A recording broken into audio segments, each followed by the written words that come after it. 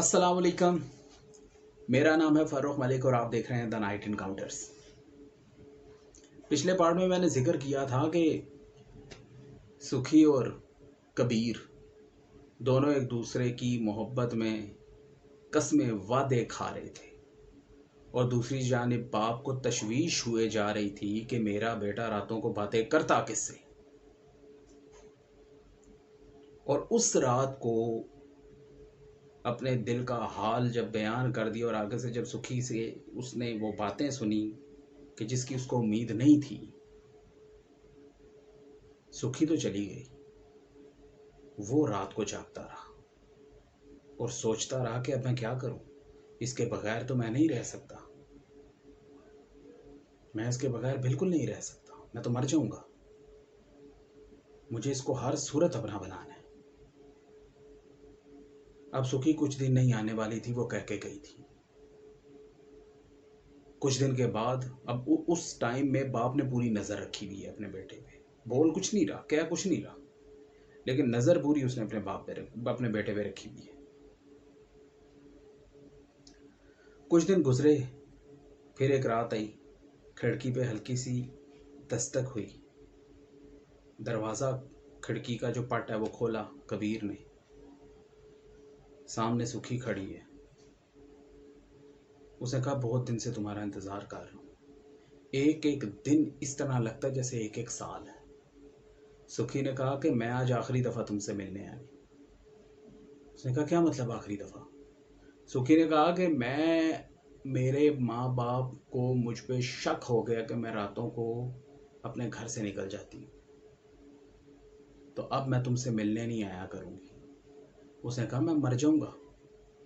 सुखी ने कहा अगर ये बात है तो फिर मुझे ले जाओ यहाँ से, हम दोनों कहीं दूर चले जाते हैं, अपने घर वालों से, मैं अपने घर वालों से हमेशा के लिए दूर हो जाते हैं और अपनी नई ज़िंदगी शुरू करते हैं, इसके अलावा हल कोई नहीं है। और कबीर ने सुखी को समझाने की कोशिश की कि मैं तेरे घर वालों से बात अपने घर वालों से करता हूँ, वो तेरे घर वालों से करेंगे। उसने कहा कोई फ़ायदा नहीं होगा, तुम्हारे घर वाले मेरे घर आएंगे, मेरे घर वालों से बातें करेंगे, तो वो लड़ाई ही होगी, और लड़ाई ना भी हुई तो साफ इनकार होगा। अब वो परेशान है कि अब करें तो करें क्या। उसने कहा कि मैं करूंगा तेरे से शादी। तो सुखी ने कहा कि मुझे कुछ दिन दो, तो मैं कोई मौका निकालती हूँ, कोई निकले ना तो फिर हम दोनों यहाँ से निकल जाएंगे। वो पहला दिन था, वो पहली रात थी कि जब सुखी का हाथ कबीर ने चूमा था और सुखी ने मना नहीं किया।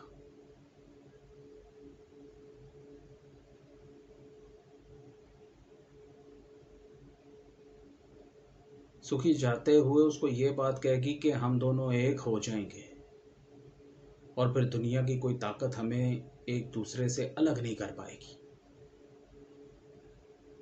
कबीर ने कहा मैं जानता हूं, जब एक हो जाता है कोई किसी रिश्ते में बंध जाता है तो फिर कोई भी ताकत उसको एक दूसरे से अलग नहीं कर पाती। सुखी इतनी सी बात कह के चली गई।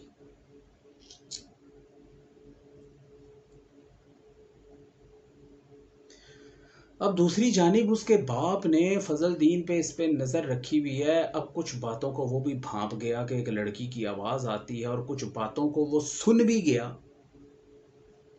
कि ये किसी से बात करता है। अब वो मौका ढूंढ रहा था, लेकिन मौका नहीं उसके हाथ आ रहा था।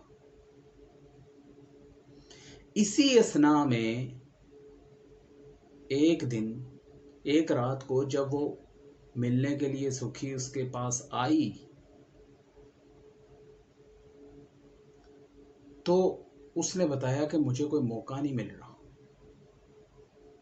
कि अब करें तो करें क्या, मैं बड़ी मुश्किल से थोड़ा सा टाइम निकाल के आई हूं।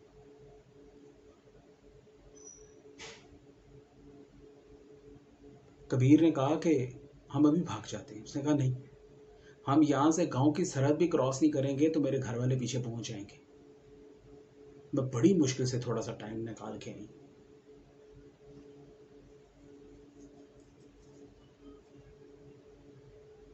फिर कबीर ने पूछा कि अब करें तो फिर क्या करें? तो उसने कहा कि फिर एक ही हल है कि या तो हम दोनों मर जाएं या फिर आज अभी एक हो जाए। कबीर ने पूछा एक हो जाने से क्या मतलब है? उसने कहा कि हम दोनों एक दूसरे के साथ ताल्लुक इस तरह का बना लेते हैं कि कोई चाहे भी तो हमें एक दूसरे से अलग ना कर पाए। कबीर कुछ कुछ उसकी बात समझ पा रहा था। उसने कहा एक दफ़ा मुझे अगर तुम्हारा हाथ लग गया, मेरे वजूद पे तुम्हारे वजूद की मोहर लग गई, तो फिर मुझे कोई नहीं हथिया सकेगा। इतना सुनना था कि कबीर ने छलांग मारी कमरे से बाहर पहुंचा। देखा आसपास कोई नहीं है, चुप करके मेन दरवाजे पे गया और घर के पीछे चला गया। और फिर वो सब कुछ हो गया जो नहीं होना चाहिए था।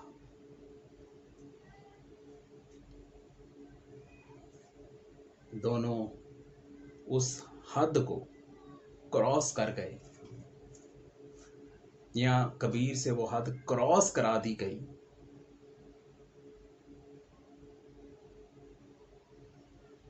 जो शादी होने के बाद जो कुछ हदें होती हैं जिनको क्रॉस किया जाता है।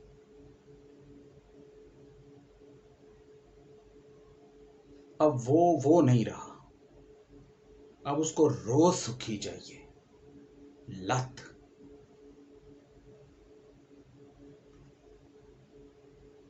कुछ दिन के बाद उसकी मां की अचानक तबीयत खराब हो गई। उसके लेफ्ट बाजू में बहुत ज्यादा दर्द होती थी, कबीर की मां के। और फिर एक दिन दर्द इतना बढ़ा कि वो हार्ट अटैक की शक्ल इख्तियार कर गया और उसकी मां इस दुनिया से, इस जहाने फानी से रुखसत हो गई। कबीर बहुत रोया कि क्या हो गया, मेरी मां चली गई। अब एक आसरा उसका बाप ही बचा था, लेकिन बाप एक अलग ही कश्मकश के अंदर।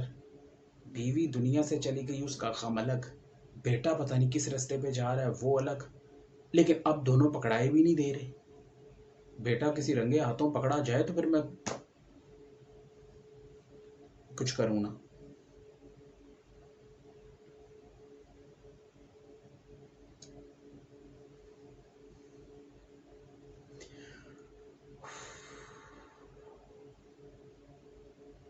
फिर जब माँ उसकी इस दुनिया से चली गई, कबीर को ये फील हुआ कि वो अकेला हो गया। कुछ दिन वो सुखी से मिला भी नहीं। माँ का गम ही बहुत बड़ा गम था।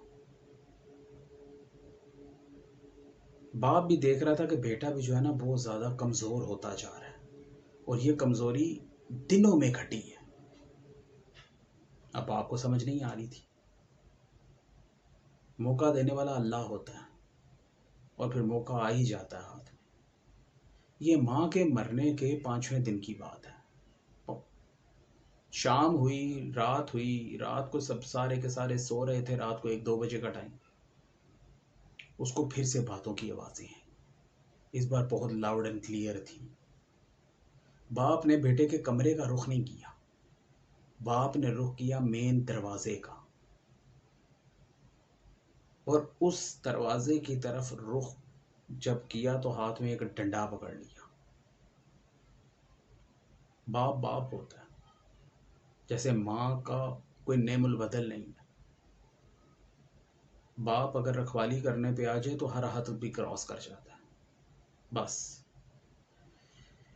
उसने नहीं देखा कि रात का पहर है। उसने हल्का सा दरवाजा खोला, नंगे पांव चलता चलता वहां तक आ गया, और वहां पे आके जो उसने देखा उसके वो सान खता हो गए। उसके पैरों से जमीन निकल गई और उसको लगा कि शायद मेरी जो रूह है वो मेरे जिस्म से अभी निकल के परवाज कर जाएगी। उसने ऐसा क्या देखा, जिक्र करेंगे इसका अपने नेक्स्ट पार्ट में। तब तक अल्लाह हामी व नासिर।